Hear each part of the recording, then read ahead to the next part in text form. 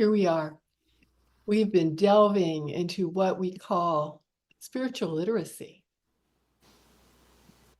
We've been looking for and we've been finding the sacred, present, active, and at work everywhere in our everyday lives, in the normal, in the routine, in the mundane, and in the marvelous. Spiritual literacy, finding the sacred all around us. When then we consider the sacred active and at work within all faith traditions and within all ways of being in the world. And we considered the practice of spiritual tools. The first one, stopping and recognizing and being grateful for something very simple in our lives. Our electricity, our morning coffee, our comfortable bed, our toothbrush and toothpaste. Just a moment to notice some convenience that makes our lives easier.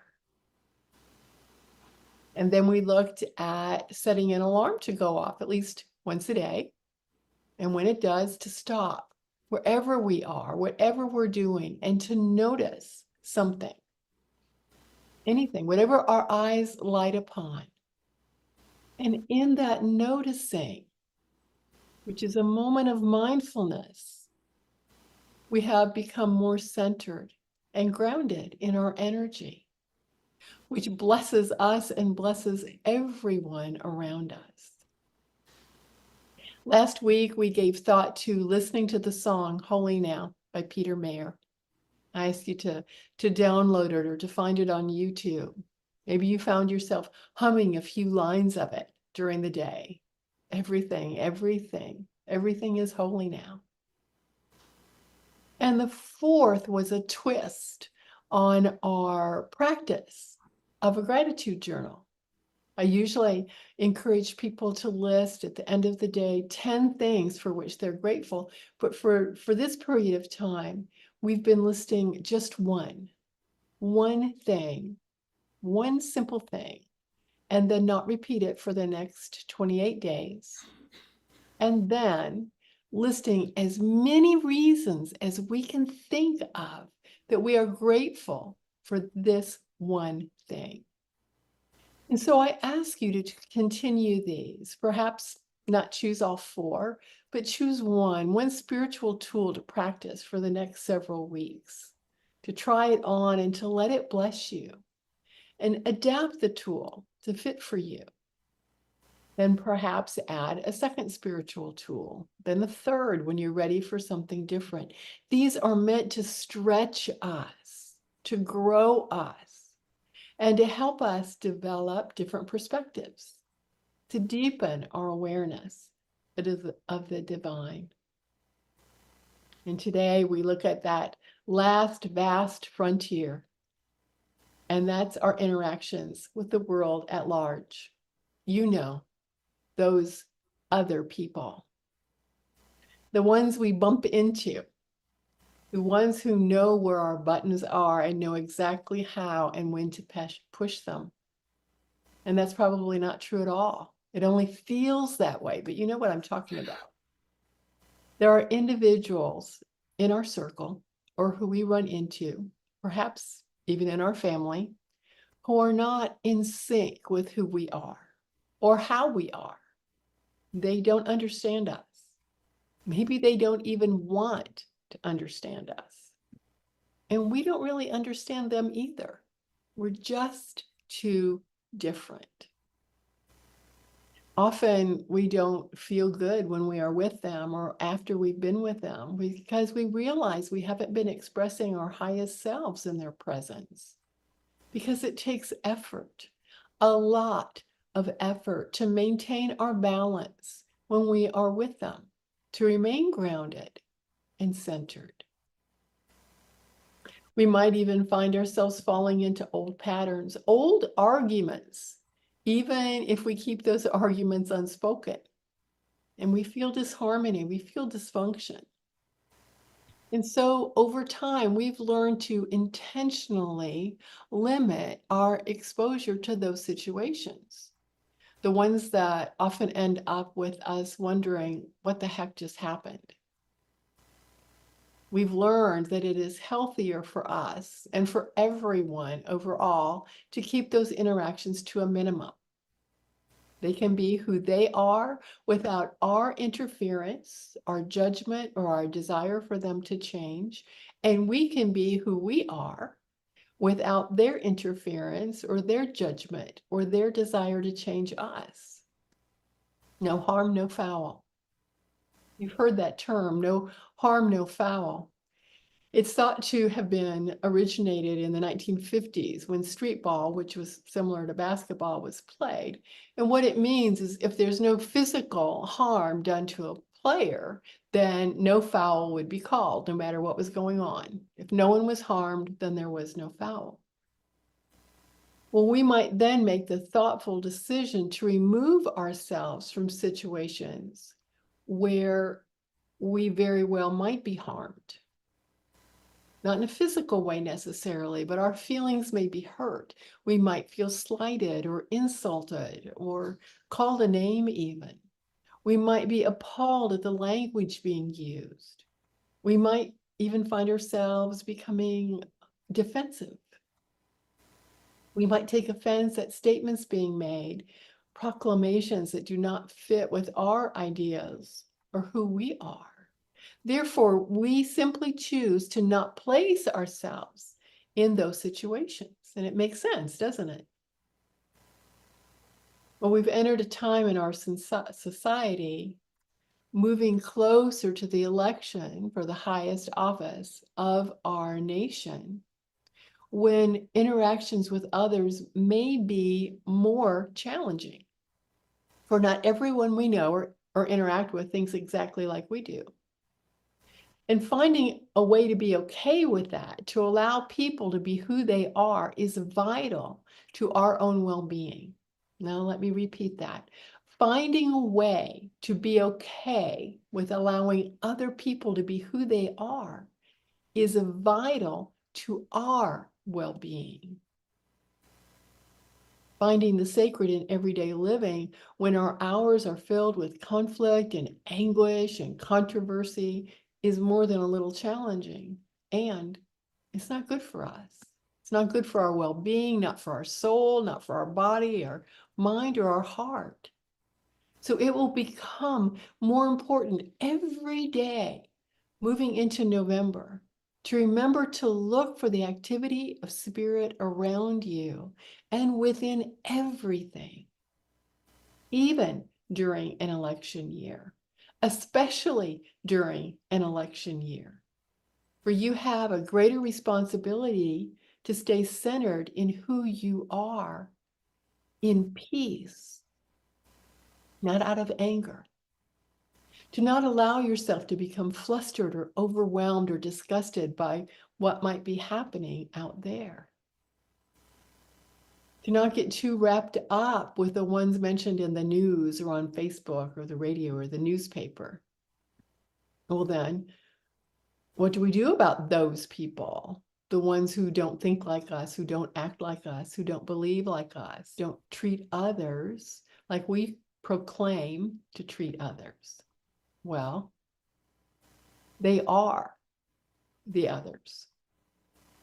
The others are not just people who are different from us, but are filled with peace and are very quiet and sit alone. The others are those who are also very vocal and active, sometimes feels like in your face. And if we say we want to treat others like we want to be treated, with tolerance for differences, with acceptance for simply being who we are, with consideration for a point of view that might not match up with someone else's point of view, if that is how we say we want to be treated, then we are to be tolerant, accepting, and considerate. Yeah, I know what you might be thinking, but Reverend Daybree, they're going to vote for so-and-so, or they are so-and-so. Oh, Reverend Daybree, I can't handle the negativity or the disrespect or the lies being slung around. And I would say to you, and I will say to you now, we each have a responsibility for what we allow into our lives. We choose to have friends and be around people who are positive, kind-hearted, generous, creative, and loving. Why then would we choose to allow news and articles and newsfeed or Facebook posts, which are not that, into our world to bombard our lives, impact our psyches, negatively affect us, make us feel badly or angry or hopeless or anything else than the beautiful expressions of God that we are? But they don't have that kind of power, only if we choose and allow them to. Now, I realized as I was considering the lesson this week that there are people I blocked from my Facebook page several campaigns ago, and I don't miss them, and I don't feel badly about that. I choose, and I have a responsibility to choose who I want to purposely connect with, whose energy I want to interact with mine, whose life message aligns with mine. Not only do I choose who I spend physical time with, person to person, I also have the responsibility to choose which articles to open and read, which news sources are reliable and fairly neutral, to turn off those things that tout fear and separation and anger. Just because they're selling it doesn't mean I have to buy it or buy into it. I am not, and you are not, a victim. I am, and you are fully able, completely capable of deciding and making decisions, making choices about what energies to let into our lives. We want to, that which we want to expose ourselves to. And it doesn't make sense to me after a long day of work or even a long day of having fun when we're tired and maybe even a little hungry. So when we're the most vulnerable, listening to the news or reading articles filled with anger, finger pointing, name calling, exaggerations, and fear. And then wonder why we're feeling anxious or unable to sleep well.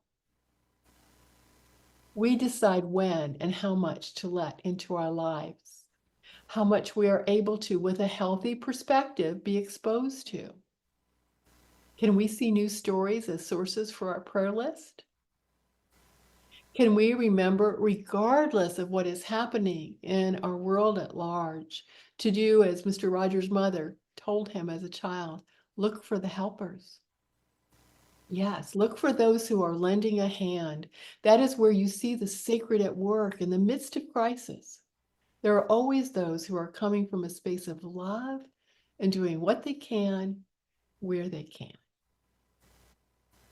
As we get closer and closer to the November 5th election, we need to remind ourselves to stay centered, to stay grounded, to not fall into fear, to not allow ourselves to fall into the trap of seeing those who do not believe like us as the others, as wrong, or as our enemy. And so, in these next few weeks, especially, speak wisely and from the space of love. Not everyone is going to vote the way you plan on voting, so don't make assumptions. Silence is silence. Silence, their silence, does not equal agreement. Contribute to discussion if and only if discussion is welcome. Discussion is invited. Let's refrain from contributing to division. There's more than enough of that already. Do you really believe someone could bully you into changing your mind? Then why would we think that leaning heavily onto someone else's ideals is going to change theirs?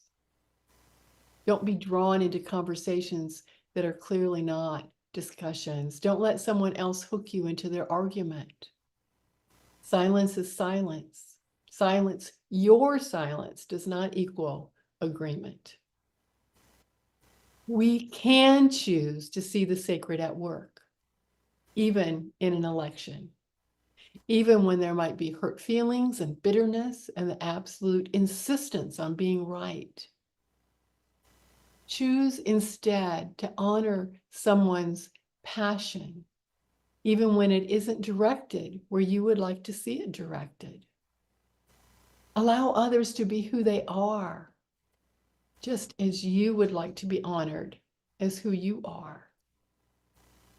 Choose to stand in your peace and to open your eyes and your heart to the activity of the sacred at work. For the sacred is at work everywhere, not only in your candidate, not only in your political party. Be determined to find the sacred everywhere. Behold the activity of the divine in the commitment of those working on campaigns, in the vigilance of those working the polls, in the protocols of the polling places. Behold the activity of the divine in the dedication of those who complete early voting or who stand in line on November 5th, in the excitement and anticipation felt by those truly interested in the outcome. Behold the activity of the divine in the protectiveness we feel toward our country, in the process we honor as a nation. Yes, even within our democracy. Democracy is a term that originates in ancient Greece. Demokratia, demos, means people, and kratos means rule, government by the people. Even within democracy, we find the activity of spirit, where we find the activity of people, and each one is a unique expression of the divine. There is no spot where God is not.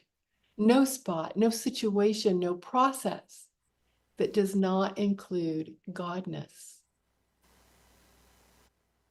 Be good stewards of yourself, your mind, your heart, your spirit.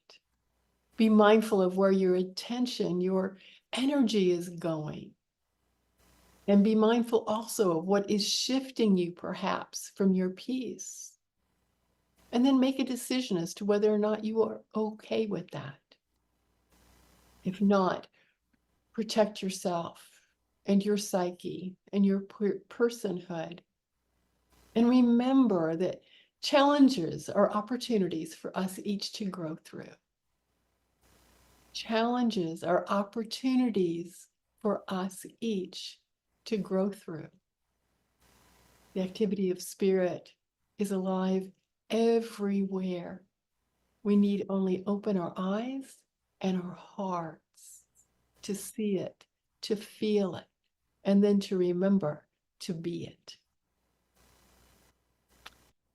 And so we're going to move now into our time of meditation, and we're going to take these concepts and ideas and perspectives into this space, this time, this gift that we give to ourselves as we move that 18 inches from our head to our heart, opening our whole selves to this precious gift we give ourselves, this heart time, this quiet time, as we move deeper.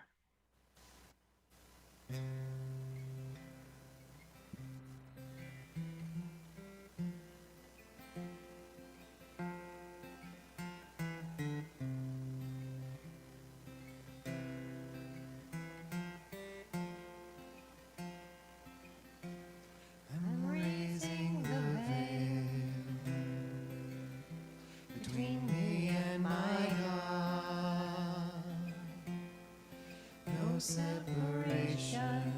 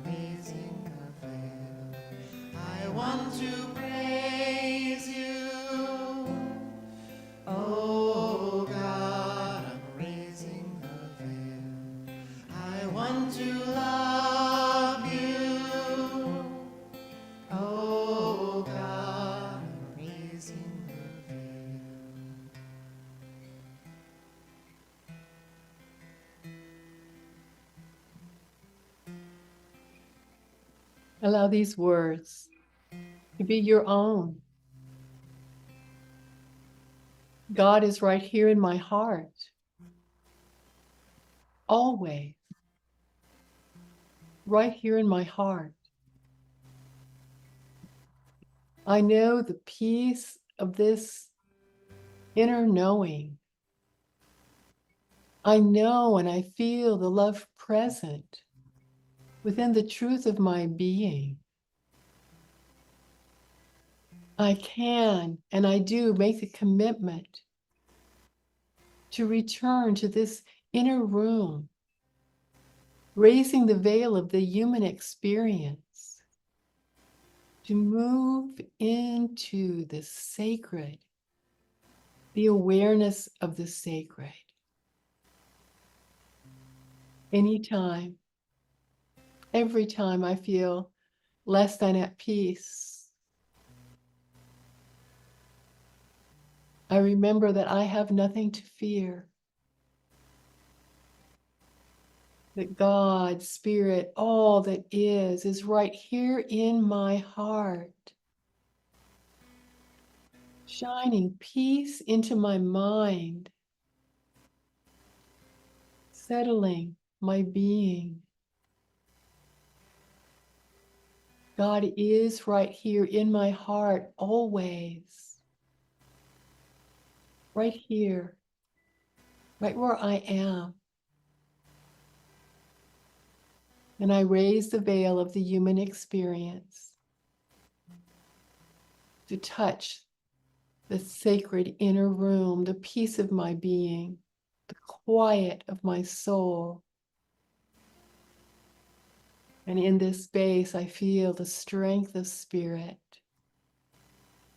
the wisdom, the direction, the godness, the goodness of all that is. And I take this knowing into the silence, into the silence.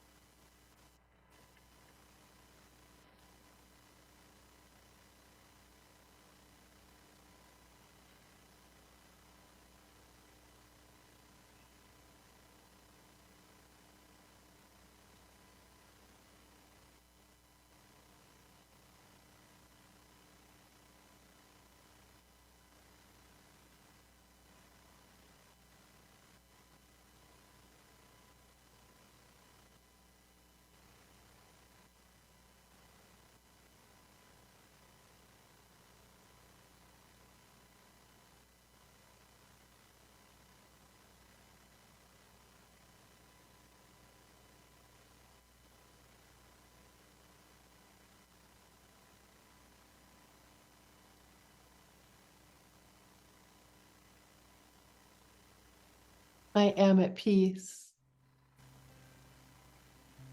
I feel the presence of the divine right here in my heart.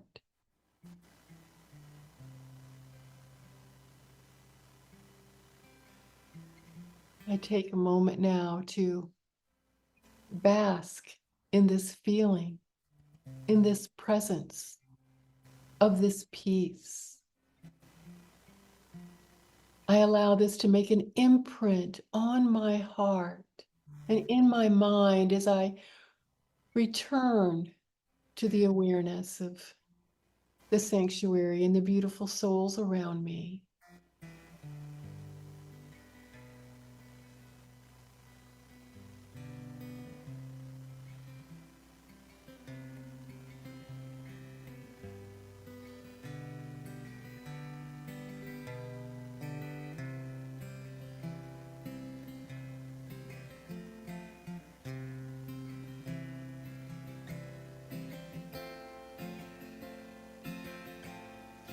God is right here in my heart.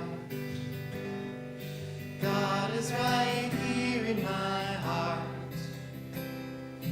God is right here in my heart. I'm raising the veil.